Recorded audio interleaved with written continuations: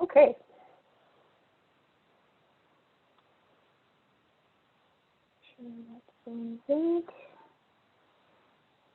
Participants, everybody's in. Wonderful. So again, welcome everyone to Launching a Walking Soccer Program webinar. I'm Eden Sanger with the Saskatchewan Soccer Association, and I have with us tonight the honor of introducing to everybody Matt Greenwood. You might have actually heard from him before when we had our webinar with him in the beginning, or the end of February, sorry. Matt is the Executive Director at Pickering Soccer Club in Ontario. He's developed multiple community programs that promote active living, and especially for adults 55 plus, he's had a successful walking soccer program over with his club. Okay, next one. So, for some of you who've never heard about walking soccer or kind of wondering what the big deal is, because you might have met me a couple times on the street, and if you're a soccer person, you know I bring up walking soccer. It's exactly what it is in the name of it. It's a walking version of the beautiful game, an adaptive form that allows other players that can no longer play the traditional format anymore the ability to come in and play the sport. It is a walking format. It can be played on many different sizes pitch. It is catching on all over the world, and it's actually starting to kick off quite a bit in Canada and in Saskatchewan. You might have seen some of our articles that we've had. They look like a couple of this. As soon as we mention walking soccer, the media gets pretty excited about it. They think it's, again, something that people might smirk at or they're pretty interested in. So we're actually able to draw from the media rather easily, and they would love doing write-ups on what the sport is. I'm just going to play one of the radio ads that we had, and I'm going to mute myself while I do it so you guys don't hear some background noise. What's walking soccer? A great way to learn soccer or to get back in the game. Walking soccer is perfect for seniors, those with health and mobility issues. It's low impact and a lot of fun. Try it out. December 13th, 5 to 7 at Affinity Plex Regina and December 14th, 2 to 4 at Yara Center Moose Jaw. It's free to play. The Walking Soccer Festival. Come out and play. Sponsored by FC Regina, Moose Jaw FC, and Saskatchewan Soccer Association. More information on Facebook and at SaskSoccer.com. Perfect. If you're ever wondering, who wants to play walking soccer or who you should try to attract with walking soccer, what I've been finding with the individuals I've been working with, the different associations who I've sat down with and just talking with some of the seniors or other people that come out to our Try It days, is that you really have to put feet to the ground with finding the people who want to play walking soccer. I believe the best way to do it is reaching out to your local community rec directors, your SAS Sport district. The Senior Fitness Association is very much engaged currently with walking soccer. Sask in Motion is also another great organization that really promotes motion in community. Any other multi-sport organization that you have around your area, they're always looking to promote physical activity for all, and walking soccer is such a family sport. I've listened to people. I've gotten some feedback from some of the people who tried walking soccer, and I said, well, where would you look to see a walking soccer event? Where would you want to take part in it? Where would you feel comfortable? I've listed a couple of areas that they've stated to us in the second bullet here. Teenage centers, retirement homes, community fair days, any types of wind-ups that you have at the end of your soccer season. Invite the grandparents to come out and the parents and do a walking soccer game just to get people to see how much fun that game is. Because the thing with walking soccer is you don't really understand how much fun it is until you try it.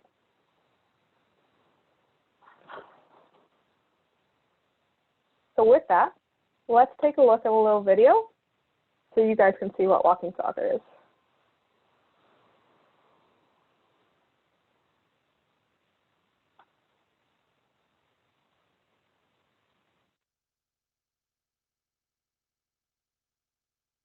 Look at that. Holy.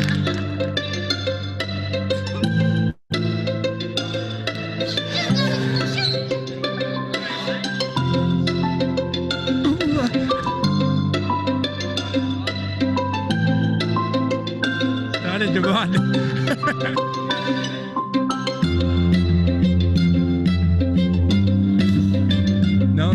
swearing near David and Mike.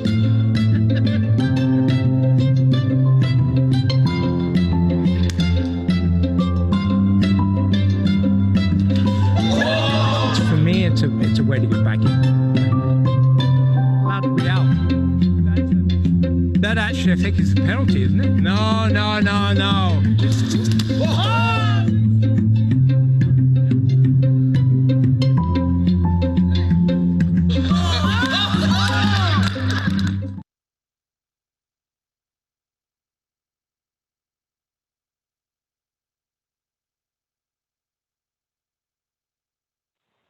So that's just a short clip about how much fun walking soccer can be when you get everybody together. In that video you saw we had all ages. Some of you might have recognized yourself. I do know we have Ifman on the call, who was one of our star players that evening. But yeah, we had a couple of ladies that were just on the walking track there, and they actually saw us playing when we were doing that promo video. And they've never played soccer before, and they were just interested on, what are you guys filming? What are you doing? And we introduced them. We got some bibs on them. They got on the pitch. They started kicking around, and they had a great time. Everybody was smiling and laughing, sweating, and speed walking the entire time. So there's so many benefits of walking soccer. I listed a couple of them here for yourselves to just kind of look through if you've never really thought, well, why would we do a walking soccer program? Well, if you want to give back to your community, this is a great way to do it. Really, you can engage referees who are no longer able to keep up with the traditional format, and they can return and officiate walking soccer matches. You can offer something for players who are no longer able to play anymore traditional format, and they can come in and have that camaraderie again with a soccer game and their peers. So there's really quite a large list of benefits. And to talk about them more and, talk about his experience with how he's brought a walking soccer program over into Pickering, I'm going to switch it over to Matt. But before I do that, I'll just show you guys some of our lovely pictures while I get those logistics set up here. So I'll stop sharing, I'll put myself on mute, and we'll let Matt share all his expertise here.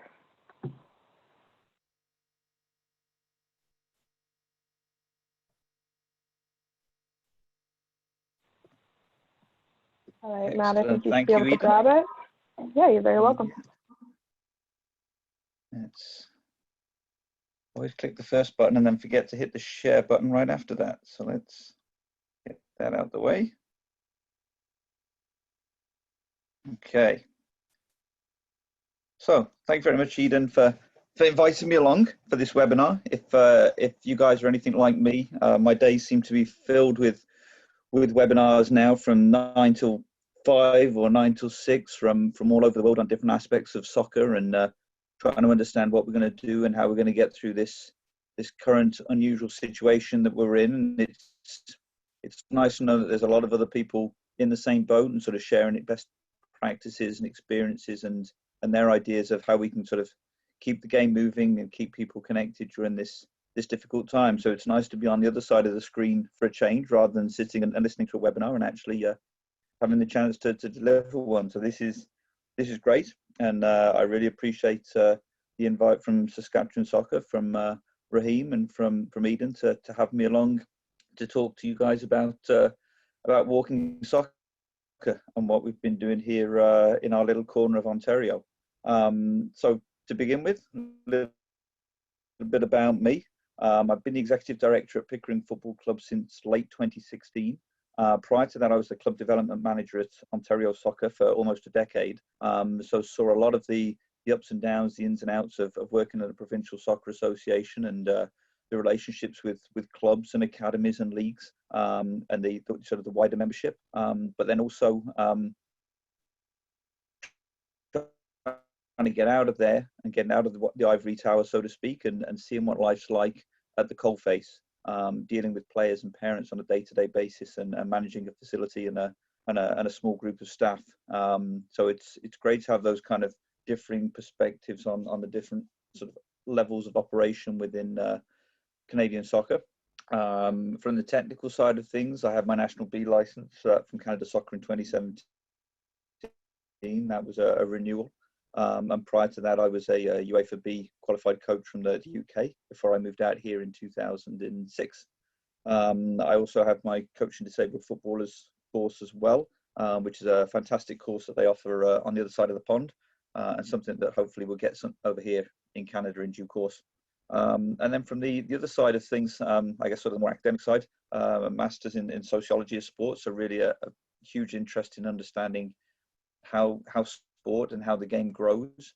And at the time of doing that master's, I was very much focused on the female side of the game. So how that grew in the UK compared to some of the successes that were being seen in the US at the time. So I usually show this slide, not because I love to show off my resume, but just to kind of have people understand that there's a technical side to me and there's a governance and admin side. So I kind of see both sides of the fence. And I think it really helps my technical director. Matt, you just spoke up there for a second. So, sure. We got you when okay? You were saying, yeah, there, that's much better. Go ahead. Okay, cool. So yeah, being able to see both sides of the fence, so to speak, the governance admin and the technical side of the game is really important. So from a club perspective, I work at the Pickering Football Club. We rebranded last fall to become Pickering FC. I moved away from Pickering Soccer Association or Pickering Soccer Club when we were founded in 1984. And around the early 90s, we peaked at probably 4,500 members. We're now nearer to about 2,500. I think we're seeing what a lot of other clubs are seeing and communities are seeing is that challenge of keeping people involved in grassroots sport with all of the other distractions that come along, and a growing need for people to be doing more multi-sport things. So people not getting into soccer and being a lifer, but maybe dipping in and trying a variety of different sports. And we do support the long-term athlete development model. So we do encourage people to be multi-sport, but ideally we'd love them to stay with us. So based in Pickering, but we serve Durham region and have had quite a bit of success regionally and provincially. The club as a whole is proud of its pioneering culture and the innovation it's brought to the game in recent years. A lot of that was prior to me starting, but we picked up a couple of cool projects since I started in 2016 to again kind of show that the club is quite progressive in what we try to do. And our sophistication, as I think as many as most clubs, has grown with the times, and we're now recognised as a leading club on the Ontario sports landscape. So we try to do a lot of things that are a kind of best practice or leading edge or kind of innovative in a way that we can kind of put ourselves in a good light and show that we are trying to be forward thinking and move the game and move sport forward. So our vision and mission, we set our strategic plan early in 2019 with a vision, a pretty lofty vision from the board's perspective, to be the best soccer club in Canada by reaching beyond the borders of our community to enrich the lives of those within it.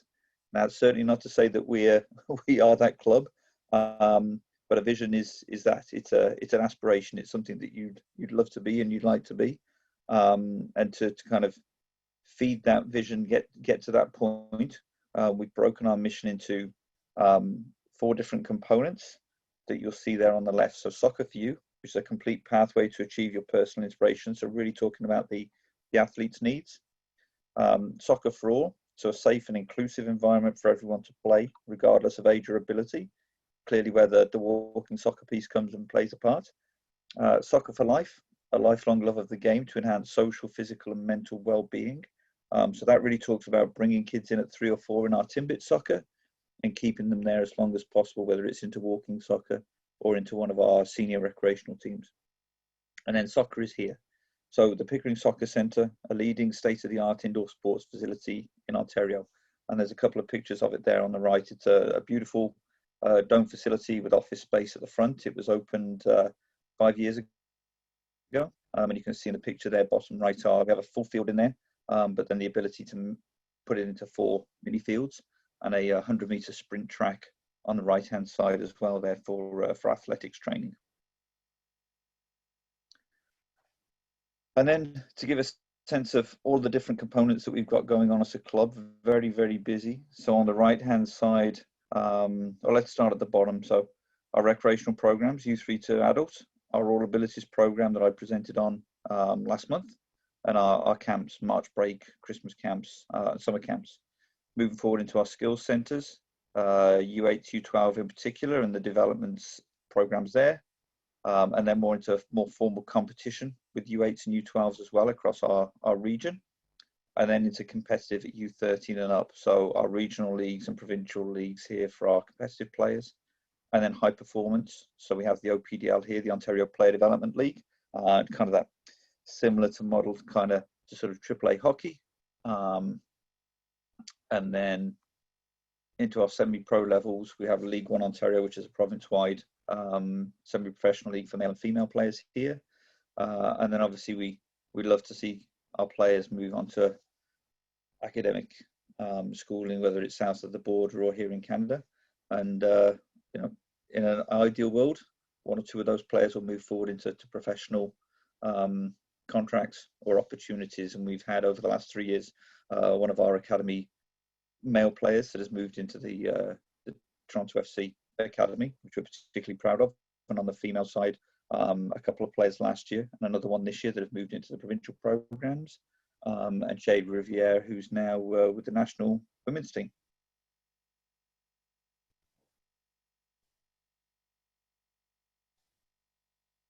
Oh,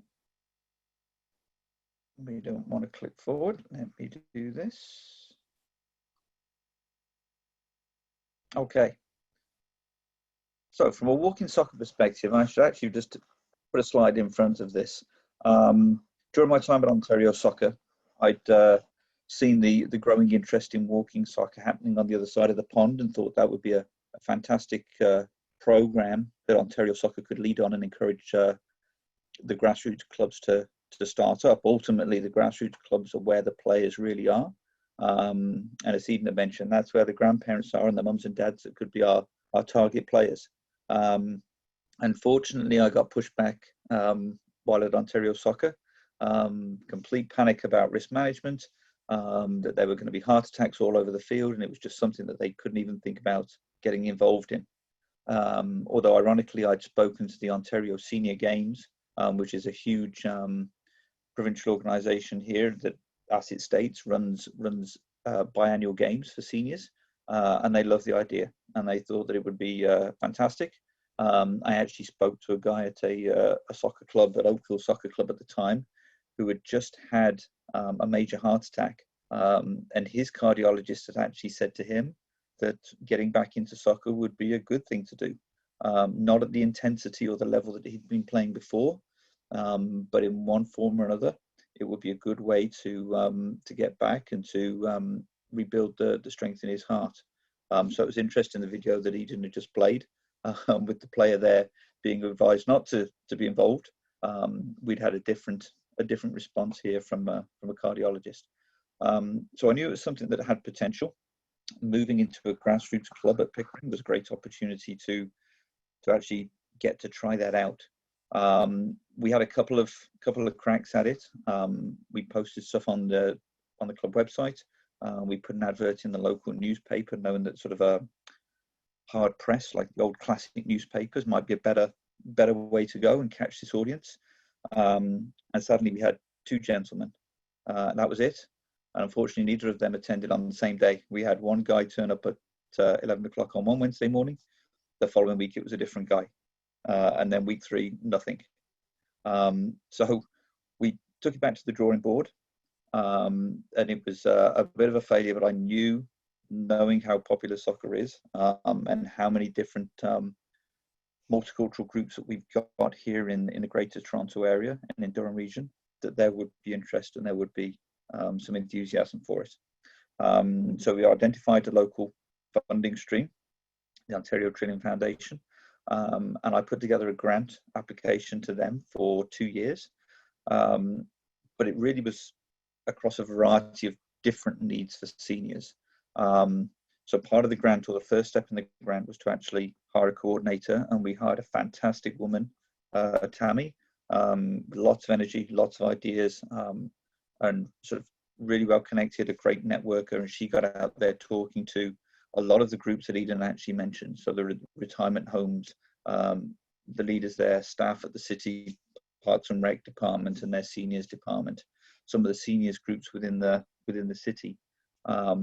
We started doing events at community events, whether it was in Pickering or in the neighbouring town of Ajax.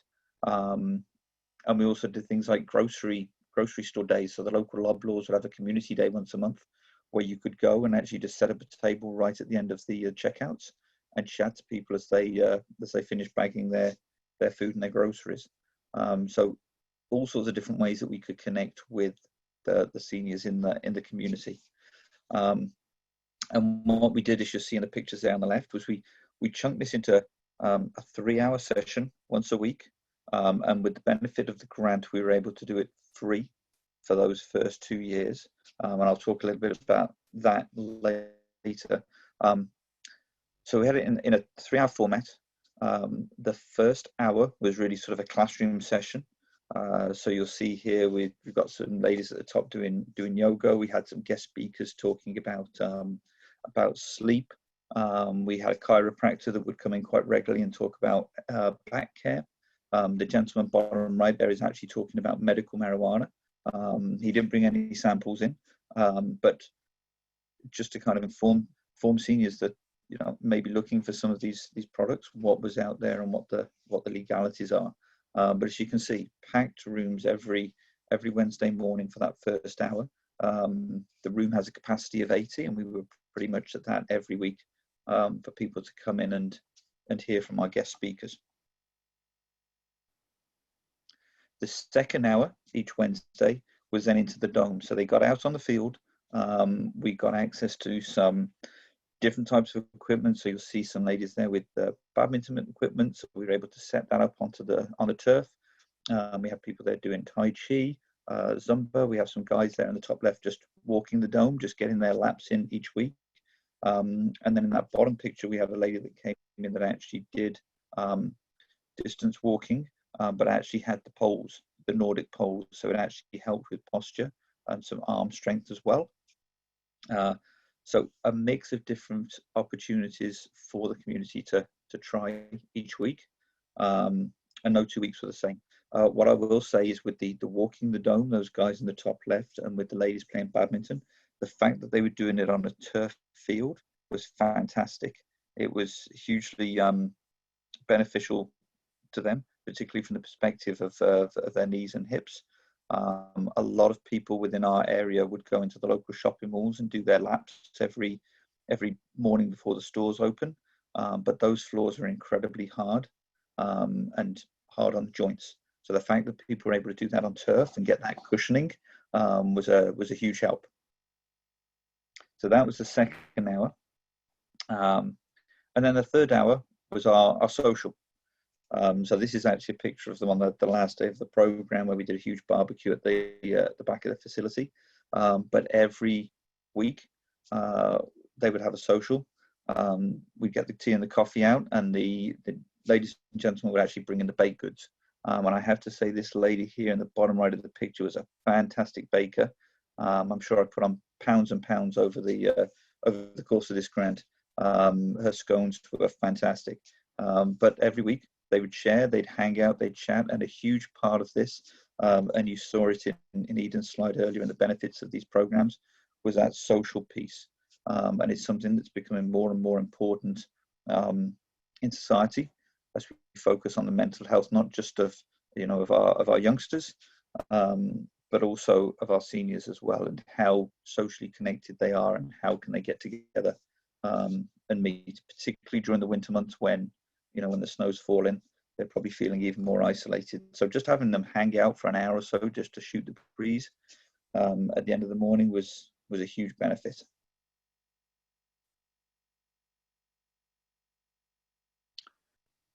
So what we also did, and you'll see here, this is Tammy here, the leader or the coordinator of our program, who we've actually been able to keep on in another role since that grant was completed. But we have a great long-standing connection with our community college at Durham College. And every year we have 1 to 3 interns that come in. During this particular year, we've got Jonathan here and Wes that were able to join us. And Jonathan actually stayed on with us as well as an employee. We hired him as a facility staff as one of our part-timers. But a great way for youngsters or young adults to connect with seniors. And these guys had a real good chemistry, a real good bond. They joined in some of the sports. They would hang out and socialize with the seniors, with the InMotion group at the end of the sessions. And just a really good opportunity for that youth to kind of senior connection to happen, and something that as a club we're now looking to move forward on in the fall, and start to put more emphasis on that and work out how we can find more opportunities to connect our seniors in the club with some of our young players. So out of all that with the InMotion and over those 2 years, we could already see that the walking soccer component was the most positive part, and the part that really sort of started to get people's imagination, to the point where after the first year of the InMotion grant, we would still carry on the Wednesday mornings, but this group of players and group of people would actually just come in and do their own thing. So they wouldn't necessarily go and join the classroom session. They just wanted to come straight out onto the field and would do their practices and get into their games. These really were the committed players. We've got Arthur here in the middle, our older Scottish gentleman who had coached his daughters in the region years and years ago, and just came along to try it out, and ended up stepping forward as the coach, and really started to drive the research. So he started to find out about the fact that there were all sorts of competitive opportunities south of the border in the US. He found out that one of the other clubs in Ontario, Oakville, was now running a program and had a pretty good team, so he could organize a couple of games with them. He started to find out about the rules and how they'd been formalized, and now actually, rather than playing, he referees and does the coaching at the same time. And they started to consult with the club on other available times that they could practice. So now they come in on regularly on a Tuesday for an hour and a half, on a Friday morning for an hour and a half from sort of 10 to 11:30. And last winter they did try a drop-in session on a Wednesday night from 7 till 8, but they struggled. We hit a wall at about 6 or 7 players, and they decided not to carry on with that evening session, but the morning sessions really did work. I took the opportunity to join in on a couple of these sessions as well to really understand it, and found it fascinating that it totally changed your perspective or your understanding of the game, and how that timing of the pass was very much different, because now you're trying to time the pass to a player who may be speed walking down the wing, but they're not going to be able to run onto that ball. So you have to factor that in when you're trying to make that pass. But just hearing the conversations with some of these players was fantastic, that some of them were soccer moms that hadn't seen each other for 15 or 20 years. Their sons or daughters had moved on or had married. The moms had now moved away from soccer, but because of this, they'd connected again, and now we're finding out how their children were doing now. They'd grown up, they'd moved on, and had started families. And these women were now able to connect and find out, what was happening out there in the community. So it was fantastic. And also some great players in there who clearly played at some point, and for whatever reason, life had got in the way, I guess we would say, and they'd unfortunately been pulled away from the sport. Now they're able to bring it back and enjoy and feed that passion again. So again, from a social perspective, whether it's on the field or off the field, a great way for people to connect. And you'll see, I haven't zoomed in, but this woman here, sweat pouring off her. So the physical activity, the workout that they get in, is brilliant. So structure, as I said, Arthur here, our dedicated coach, who we've now got registered in with the club. So all of the players register as recreational players within the Pickering Football Club, so they're covered under the Ontario Soccer insurance plan, which is a big important part. We need to be compliant with our governing body, and we also have Arthur registered as a a coach within the club as well. So just as we have all of our other coaches registered into the system and again uploaded to Ontario Soccer, we've done the same thing with Arthur as well. They have regular practices and mini games, as I said, twice a week for the really committed players, or once a week for those that want to come in on the Tuesday or the Friday. And that's actually grown now into some media interest. One of our local Durham Region police officers runs a community segment, and she came down and actually tried some walking soccer, and you'll see her here interviewing a couple of the players. And she actually then had Tammy come into the studio and do more of a one-on-one interview with her about the program.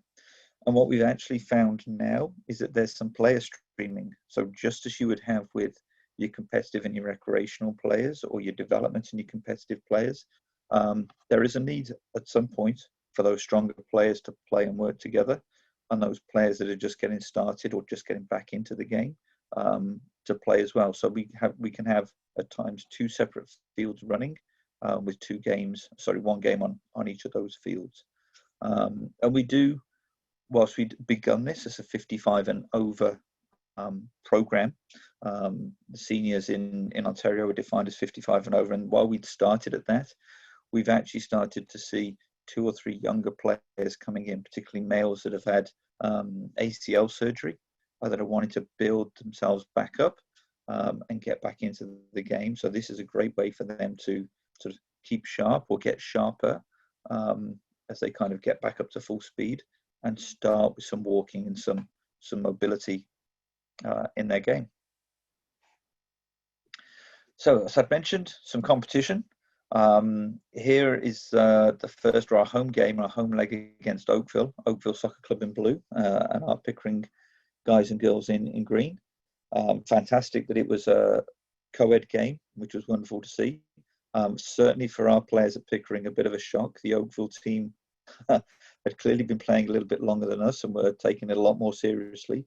So we did get a rude awakening, but that was good. And I think it showed some of our players the importance of having those 2 streams within our own program. I will say that we've been disappointed, or really disappointed, with the lack of uptake from other clubs. We've set a challenge out there regularly to the other clubs within our region, and there are certainly 3 or 4 clubs bigger than us within Durham region here, but nobody's really buying into it and taking up the challenge. So as long as we've got our players committed and enthusiastic, we're certainly going to still keep running the program and supporting it, and hopefully in due course we'll start to see other programs pop up. Last year, Ontario Soccer, off the back of seeing what we were doing and the fact that we were getting players out, did try to run their own program at the provincial headquarters, but unfortunately they again weren't successful. You really need somebody there within the environment, within the organization, who's going to drive it. It sounds like here in Saskatchewan you've got a great advocate in Eden who's driving that, and then what's really important is within the club finding somebody that's going to help push that forward. And it may be that it's a recreational league that you just need that additional age division, or that separate stream, where people that know that the full speed game is getting a little bit too much for them now, but there's another night where there's a recreational division, and it's going to be the walking soccer guys and girls that can be offered within the club. But you really need that advocate, just like we had Tammy that sort of started it and moved that on to Arthur. Now Arthur is really driving that and keeping people engaged and interested and connected. And I just have to say, this lady down here on the bottom left, she was quite proud of the fact that she got to be a WAG for the day. Her husband was playing within our team, and she'd never actually seen him play competitive soccer before. So she was really quite excited. She came with streamers and some banners, and got to be a wife of one of the players on the field. So she's quite proud of the fact that she got to be a WAG for the day. This is kind of interesting and leads me into an unusual story. So we need to make that that reference point, somewhere where people can come and find out some more information and get some contact details. So we have that website page on our Pickering FC website, and you see it here on the left with some of the benefits of exercise, and providing a direct contact. So that community programs email address would go straight through to Tammy, and she would forward that on to Arthur to follow up with anybody who's interested. But we would also support the digital platform. We know that Twitter and we know that Instagram aren't really the places where we're going to find these players. There's certainly a growing benefit from Facebook, but really it's still our local newspaper in print, and flyers at the local library, at the local community centres, in the slots, in doctors' offices, where people can actually see and hear and understand that there's a program out there. So we're still talking sort of printed press. The one thing that I hadn't realized had sneaked onto our website until I put this into the presentation was this one around boosting your sex life. One funny story that we had during the second year of the In Motion program was I'd called into the office just to check and see how things were going, and I'd been told by my facility manager that we'd got Andre de Grasse in training on our track. He'd just come back from he'd been back, I think it was the Paralympics he was just training for. So he was coming in, obviously Canadian Olympic silver medalist in the 100 meters. We're really proud that he's a local Pickering guy, and a lovely guy to have around. So every now and again he'll drop by the club and train. So he was in on the track with his trainer, doing some speed work. And I got chatting to Tammy, who was doing the session with the Emotion group in our meeting room, in our community room. And she had tears rolling down her face because the classroom session that morning was with a public health worker from Durham Region Health, who'd come in to talk to the seniors about sexually transmitted diseases. So you've got all these seniors and grandparents all in this room with a public health nurse at the front of the classroom, teaching everybody how to put a condom onto a banana. And I thought just in that snapshot was a perfect example of what we want to be as a club. You've got a complete community experience there with something very unusual, with people rolling over with laughter. And when she actually brought some of the grandmothers up to come and do the practical exercise with the banana, they banned any cell phones being around. Nobody was allowed to take any pictures of these ladies doing it, but they did a fantastic job and put on a brave face. Meanwhile, on another part of the facility, we've got the best 100-meter sprinter in the country training. So a great example there of what we want to see ourselves as a community club. So that explains a little bit about that last bullet in there, which took me by surprise. So from a laws of the game perspective, when it comes to walking soccer, we knew that there was community growth around the world. And back when we first started looking at this, there was a website here, Walking Football, which had some rules at the time, which was great, and that got us started, kind of got us off on some basic pointers. But the powers that be, the governing bodies, and doing what they do, they formalised the laws. So the Football Association in England formalised some laws of the game for walking football back in September 2018. The link is here, and this also is a hyperlink. So if I share this with Eden afterwards to be shared, you can click on the link or take a note of this URL and get the sort of the official laws of the game. But what I'd say, again, with any recreational soccer at this stage and in its infancy, adapt it as you need it to make sure that it works.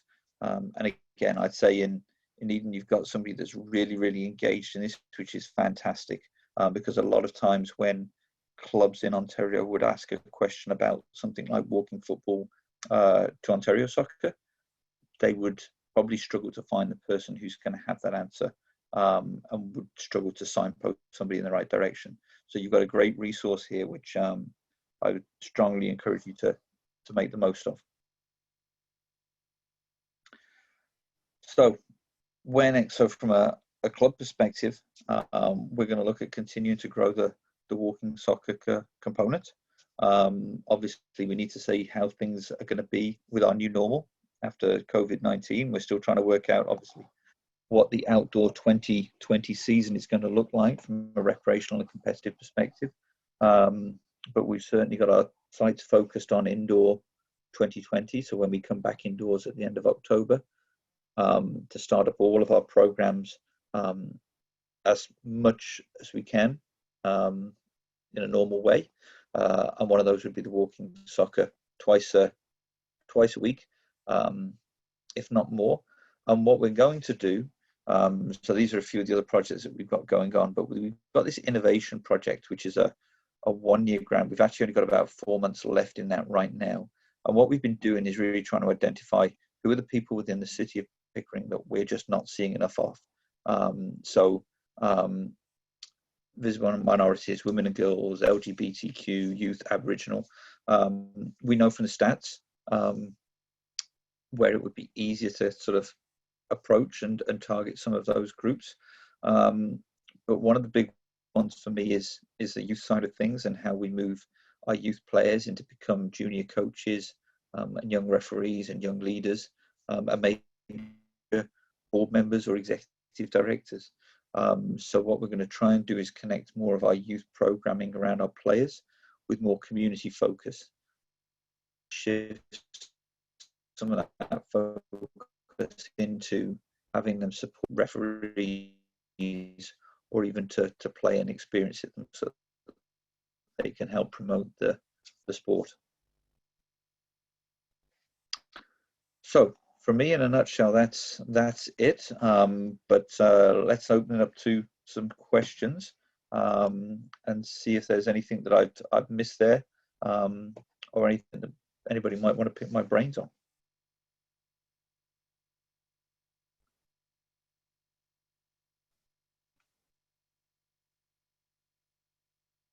So I will stop share. Okay, I see we got Steve here with his hand up. I'm just going to unmute him for a second. Okay. Steve, you might have to unmute yourself. Let me see. Oh, there he goes. There you go. That was a great presentation. I love some of the pictures. Actually, Ian dragged me out about a year ago at our very first walking soccer, and not knowing how many people would be there, and it ended up turning out really well. And I played growing up, but I haven't played for a few years, and this was the ideal thing for me because I'm not fast, not built for speed, but it was a really good group of people there, and a diverse, wide age group blend in there too. I just have to ask, I was watching your pictures and I noticed you're playing that dome, which is really nice. Do you play on like a bigger field, like with nets upright? Or do you, like it just looked like it was a regular pitch, half pitch, quarter pitch? It's pretty much a quarter pitch. Our quarters here at the facility are quite large. The best way I'd probably describe it is it's sort of a 7v7 size field, but we actually bring the goals in a little bit. So more like, I guess, kind of like a 6v6 sort of size of field. It is a very big dome. And sometimes the quarters, when we divide it into our quarters, it plays in our favor. But for walking soccer, it doesn't. So we reduce the length of the field, not so much the width. And we use 7v7 nets. Right. And I imagine Pickering's a pretty big area. Do you have other facilities where the game's played, like in gymnasiums, or there might be a hard floor versus the nice turf stuff? Like, do you find that? So what was the first bit of that question with the gymnasium floor? Like I said, I noticed the pictures were from a large facility. Do you in Pickering area have other facilities that you would play these games in, or have people out like a gymnasium? Because we're pretty limited. I live in a town about 100 miles from the closest big city, and I've talked to Eden about this, but we have a full good-sized high school gym that you could divide or play the whole thing. And we're just wondering with the hard floor, is it a detriment or is it just get people out? Do you know, I think as long as you get started, I don't think that it's a detriment. Just keep an eye on the impact on the knees and the hips. But obviously, if you've got sort of regular breaks in there, and obviously people know their own limits, so they'll know if they're comfortable on a hard court floor or not. We're just blessed to have the dome. It's funny. I often describe Pickering as kind of punching above its weight. Because the population of the city is about 90,000 right now. And we have big towns and cities around us that don't have a facility like ours. So thankfully, the vision of the board 5 or 6 years ago was to get this thing built. And so it's great because we get to do experiments like this. I wonder myself whether it might have been tougher to get the sport or the program growing if we'd have just been doing it in a high school gym. So being able to offer sort of the turf as our testing ground has been a great opportunity. But I wouldn't see any concerns with the gym. If anything, you're going to be able to keep the costs down as well. Usually high school gyms are more affordable than a turf field for sure. Yeah, we're limited. We just don't have anything else where I live there. So if we did this, it would be in a gym. That's why I wondered if we did it in other places. We don't, and I don't know of anybody else that does. There are a couple of town community programs that are run by sort of the park and rec programs, and they'll do adult rec soccer in a gym, and it's worked fine. It's nice and affordable, and it's right there in the community. And then the biggest thing really is that social piece. So the fact that you're actually bringing people together to play and get a sweat on for an hour, and then either head off home or head to a bar or a coffee shop is all good. It's all good. Well, thanks for answering. We just need all to get together again. That's the biggest thing. It is. Yes, the sooner the better. It's going to be tough. Thanks, Steve. I see we have Kelly has a question as well. I'll just see if I can unmute him. Kelly, you might have to unmute yourself there. Perfect. Go ahead. Hi, thanks, Matt, for the presentation. It was really informative. I did have a question, though, in regards to having youth involved in this, because I'm from a youth soccer association. Have you seen or tried mixing the ages where they have, say, like a youth brings a grandparent and you make teams that way? And if so, what would be the right age to introduce that to, so that you don't have kids running, but they understand that they need to walk? Kind of like you bring your grandparent to soccer or something. Yeah, I really, really like that idea. I think two things there. One, my Ontario soccer background is sort of raising a red flag in my mind to be careful around having your youth soccer players that would be registered within the system, and then your grandparents that wouldn't be registered within the system. I know it's something within Ontario soccer that's sort of a hot button item. So whether those grandparents sort of sign a waiver, once you get them on the field, Ontario soccer beats us an awful lot about the fact that even sort of things like player-parent games are a risk, because the parents aren't necessarily registered as a player, but the kids are. So just sort of keep that in mind. If you're going to bring those groups together, make sure that you're covered from an insurance perspective, that they're okay to all be on the field. But I would say it really depends on the age group of the players and the type of players or the type of team. So I've come across all sorts of examples, particularly on sort of the disability side, with some of those programs where you've got a coach that might head up a certain team, who's very much an A1 type character, and they find it very hard to kind of ease off and just play soccer for sort of the love of it. It's very intense. Whereas you've got other coaches in the club and other teams that would really get the purpose of this kind of interaction. So it might be more kind of on a team by team basis. It might be that you find you've got a U12 girls team that would be perfect, and a U17 boys team that definitely not. We can't have those guys on the field. They're all hotheads. So maybe sort of having that conversation with the teams within your club and seeing which one might fit best. That might Yeah, I know we tried kind of a drop-in tot lot soccer thing before, and we just asked the SSA to waive the insurance fees as long as they signed a waiver. But yeah, no, I would certainly keep that in mind, and thanks for the information. Good. No, thanks. Happy to help. And I like the idea of bringing the grandparents along. That's cool. Okay, I don't see anyone else's hand up for this moment. Matt, can you see my screen now? I can indeed, yes. Perfect. Okay. So I'm just going to, if you guys do have any other questions, feel free to raise your hand in here or unmute yourself. I'm just going to go through a couple of things before we wrap up the evening here and be conscious of your time so I can get you guys off and go relax or whatever you need to do before the night is over. So I had this page up here while we were answering the questions here. You know, the support offered by SSA. I myself am very passionate about walking soccer. I know a lot of you have been on the field with me during a couple of our events, and we've, you know, bonded over playing it, had a great time, and I probably couldn't stop talking about it. So with over the year and a half now that we've really started to introduce walking soccer to Saskatchewan, we've been able to build a nice little bundle of startups for our member organizations and even initiate conversations with organizations that can partner with you yourself.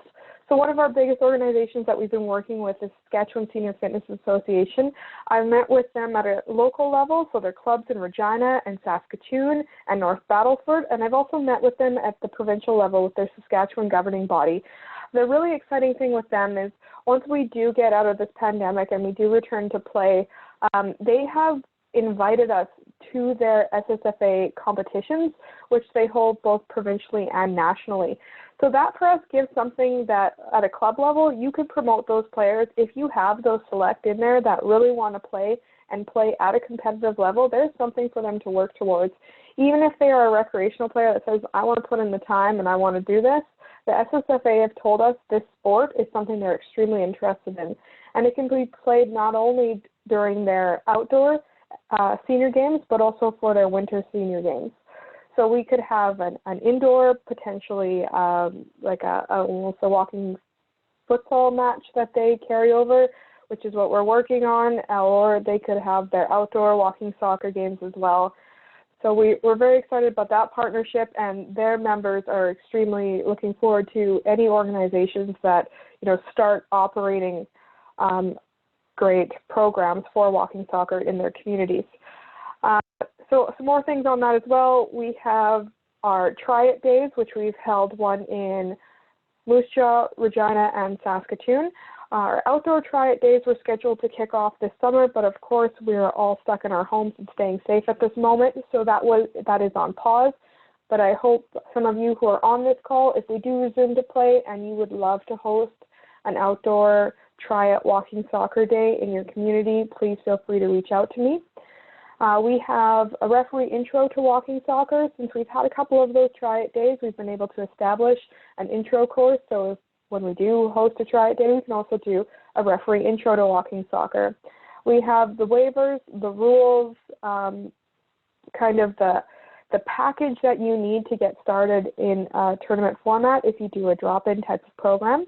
And then we also have our media connections and our social media to share things on our website itself. So if you ever need to find this information after today, if you just visit our website at sasksoccer.com, let me just bring it up here.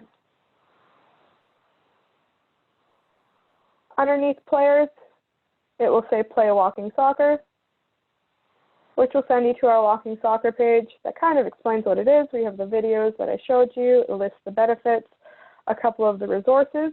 We've just created our walking soccer warm-up tutorial, which is a great thing to share on your Facebook now if you want to, or any social media, or if you guys did partner with InMotion and do a multi-sport, one of your I guess, sections of the day could be warming up properly for walking soccer events. It was great. We did it in partnership with the U of S, and their students came over and filmed for us a good warm-up tutorial. A couple of the grants that we've reached out to that is outside of our organization as well. But don't forget SSA as being one of your main grant providers. We have MAP grants that will promote and fund your walking soccer programs. And also, when we do get back to regular programming down the pipes, we have an adult soccer grant that is going to be coming not just for walking soccer, but for adult engagement. But it would be another opportunity for you to get some funding for a walking soccer program. So with that, I will see if we have any more last-minute questions here. Where's my participants? Oh, that is all. So I'd like to thank Matt again for coming out tonight. We really appreciate his expertise and all the knowledge he was able to share to not only me. I have so many notes, Matt, thank you so much, but also to our members who joined in tonight. I'm going to be posting this webinar on our Walking Soccer Resources page and also our YouTube channel. If you'd like to reach out to me for more questions or more information, it's registrar@sassoccer.com, or give me a call. Our website is sassoccer.com, and our contact us page will have all of my information. So thank you so much for everyone for joining us. I'm going to stop the recording.